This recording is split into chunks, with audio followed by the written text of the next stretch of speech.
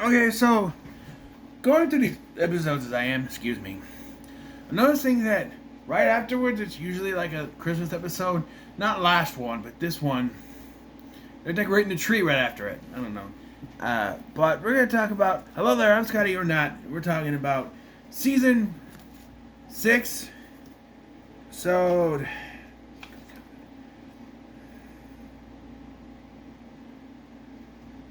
9.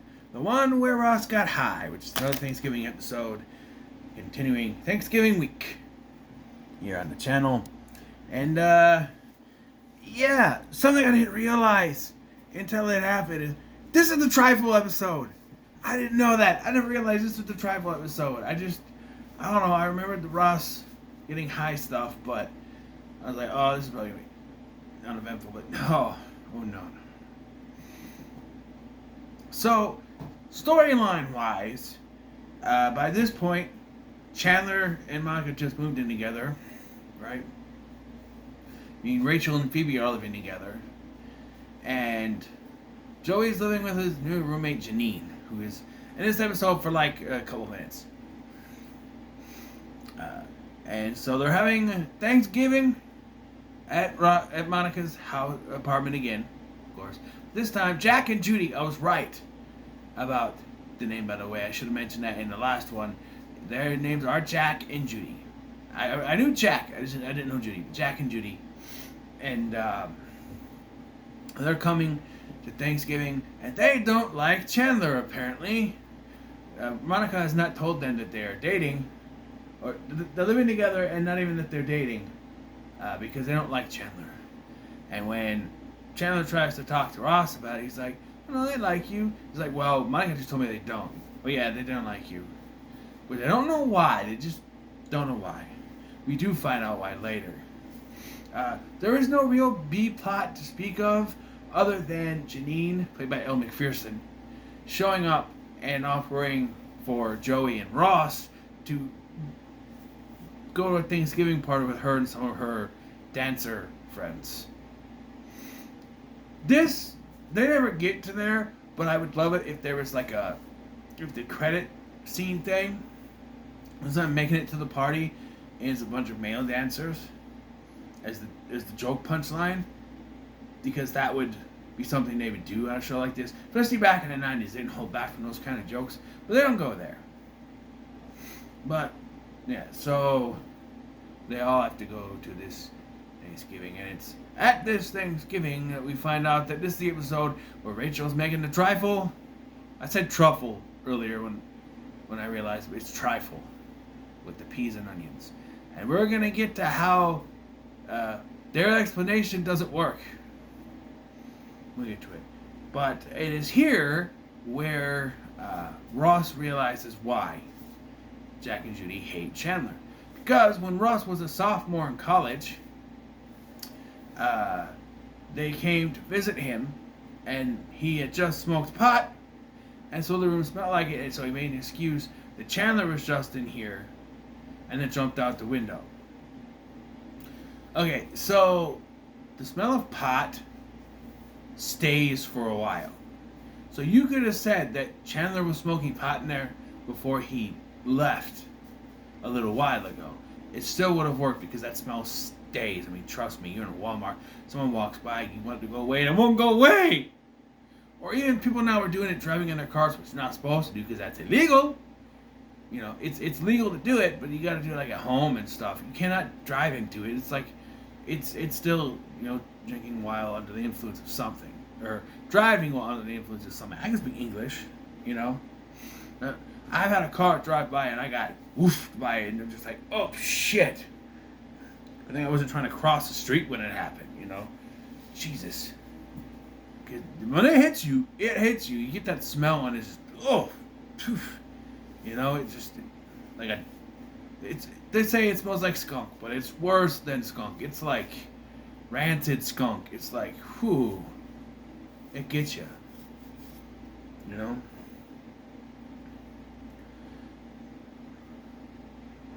But, anyway, so that's why they don't like him. And that's when Michael goes in and says, they want me to check on you, make sure Chandler's not getting you high or smoking pot with you. And that's exactly why, you know. So Monica tells Ross he has to tell them. But this is then they go in and they don't get a chance to say anything, but this is where they realize that Rachel's trifle, when she starts to talk about it, she mentions beef sauteed with peas and onions. And that's when they realize something's wrong. So she goes to get some rum, I think, from Joey's apartment. And that's when they look over and they discover that the pages are stuck together. I almost laughed there because of the ad-lib joke that Matt LeBlanc does, where it said, pages are stuck together, and he looks over and goes, Chandler! Which was ad-libbed. It's very known that was ad-libbed. But it's even funnier in the context that the character itself, Chandler, has no idea. Like, maybe Matthew Perry knew because of the script or whatever, you know, what he was doing that for. But Chandler himself would have no idea why he's yelling at him. It's funny that way. But here's the problem with this. And I know it's a TV show, and I know I pick apart stuff, but that's what reviewers do, pick apart stuff. They say this, that the reason why there are beef sauteed with peas and onions in the trifle is because the pages were stuck together, so she'd have a trifle and half another thing, shepherd's pie. Here's the issue. If she's doing half of each one, there would be more than just one ingredient part from the shepherd's pie. Because for it to work that way, she would have started doing a trifle and finished with a shepherd's pie. Which means not only would it be different from a trifle because she would be finishing up a pie type thing, but also there's no way she would have done this without realizing she was doing something wrong. Because at one point the instructions would completely change from what they were, dessert stuff, to that. But the way it's presented is that the beef sauteed with peas and onions is the only thing, and that's in the middle of the damn trifle. Which means that she went from dessert stuff, beef sauteed with peas and onions, and more dessert stuff, which doesn't make any sense. So they should have thought that through more, because it would be, if it is indeed half a trifle, half a shepherd's pie, then it should look like half a trifle, half a shepherd's pie, not a trifle with beef sauteed with peas and onions in it. I know, it's stupid to nitpick, but, you know. Everything comes to a head, though, when they actually go to eat the trifle. Yeah. There's not a lot that's going on in this episode, which is why I'm kind of going kind of quick through it, but they do distract Rachel. Joey distracts, or Chandler, Ross distracts her in the hallway, while Joey is telling everyone to pretend to like it, right? Which is funny, he's doing this because he's the only one that actually does like it. I know. But I would probably be joining this situation. I'd probably eat it too. I like mixing food, or my sister would have a conniption fit. But anyway, so while trying to distract Rachel, having nothing, to talk about, she seems to think that he wants to get back together with her. Mind you, this is after they drunkenly got married in Vegas and then got divorced again. And so they go back in, they have the dessert, and because Joey and Ross are trying to push this to get it done so they can go to their party, which I never get to. Because everything comes out in the open when they start to eat. They all pretend to eat it, and they all try to run away. Chandler's like, "This is so good, I'm gonna finish this on the balcony," and just kind of, And then when I was like, "I'm gonna eat mine in the bathroom," and Jack and Judy like, "We're gonna eat ours in the bedroom," but Joey's just eating it, and Rachel wants to try some of Ross's, and this is when he eats the whole thing, and he's like, "Oh, I think Chandler has some." She goes out to talk to Chandler. That's when we get the line, "Smells like feet," which there's part of a blooper where, but Joey likes it. He's like, "What? What's to know?" Uh, fruit, good. Jam, good. Beef, good. He likes it. Like I said, I might like it too. Then everything comes out in the open when Monica decides, okay, you have to tell them. And he's like, but Monica does it. It was Chandler was getting high, or it was not Chandler. It was Ross that got high, not Chandler. Because he was like, remember when you came to visit me in college and you smelled pot in my room?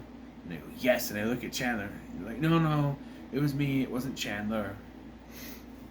And then everything just hits the fan because he and Monica start going back and forth about a broken porch swing they said was a hurricane, but it was actually Monica that broke it, which they would find out they kind of figured that.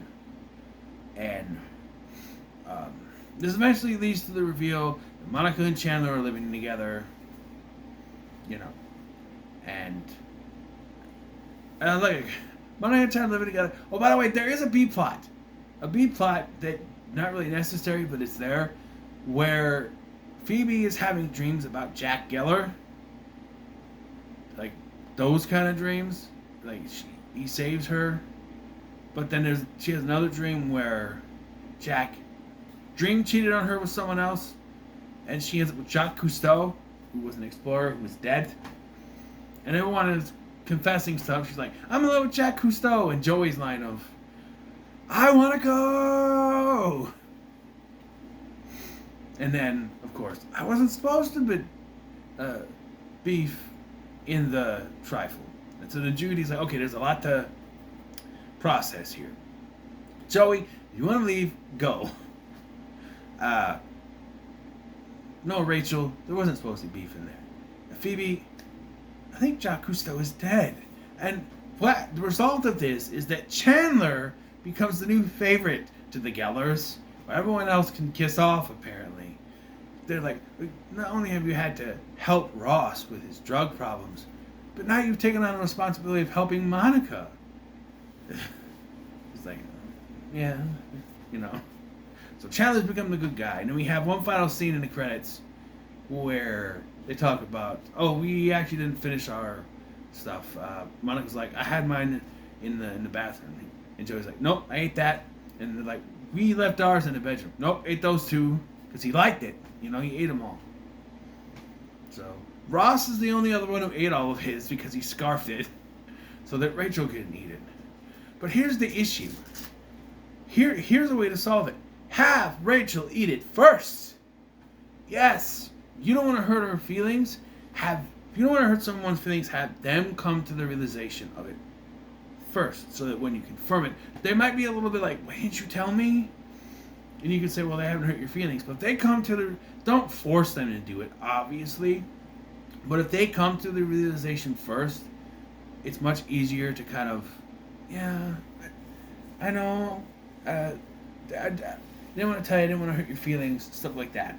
But if she tried the first bite, she gives it the first one to Monica. If she tried the first bite and realized there was something wrong, then Or in sitcom fashion, she would have ate it and she would have liked it. Who knows? But, don't try to force it on them. Just say, hey, you try, you do it first. And then, this is bad. Why didn't anyone tell me? Now, here's the thing, though. If she eats it first, she can't really pull the whole, why didn't you tell me? Because they hadn't had it yet. But, if they're going, and then she has it and realizes something's bad.